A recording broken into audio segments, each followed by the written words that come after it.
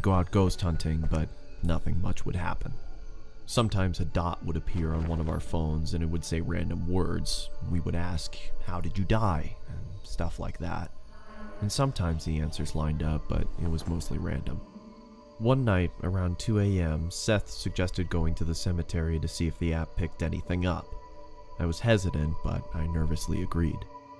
We started making our way through the neighborhood towards the cemetery. It was weird as the streets are normally lined with cars, but they were empty on this night. We walked down the middle of the road with the app running, but it wasn't picking anything up. We finally made it to the cemetery, which was a small, family-owned one where they only buried their own. Seth went up to the gate and started shouting, hoping to get a response on the app, but nothing happened.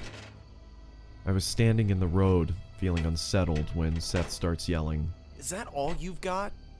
I told him to stop disrespecting the dead and we should leave. He tried being funny, saying, "Oh, I'll make them show up," and jumped the gate and started stomping on the graves while screaming, "Come on, show us something." All of a sudden, our phones said something at the same time. I looked down at my phone and it was there. We both just stood there, looking at each other when 10 or so red dots appeared on the radar, and it said it again. When I looked back up from my phone, Seth was next to me. I said, "We have got to go." As soon as I said that, we could hear the street lights turning off one by one from the top of the street, getting closer to us. We took off running as fast as we could. We got about halfway into the neighborhood before running out of breath and having to stop. I felt like I was going to throw up from being scared and winded. Then I heard my phone say something.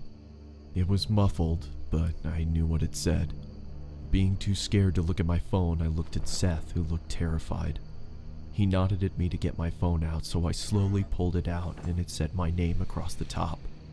I turned my phone off and said, "Screw this, I'm done." We made our way back to my house and had a cigarette to calm down. We were talking about what just happened, almost not believing it, when I heard my phone again. This time it was my sister's name. We just stood there, frozen, not saying a word, when it went off again and said my brother's name. I took my phone out, turned it on, and deleted the app.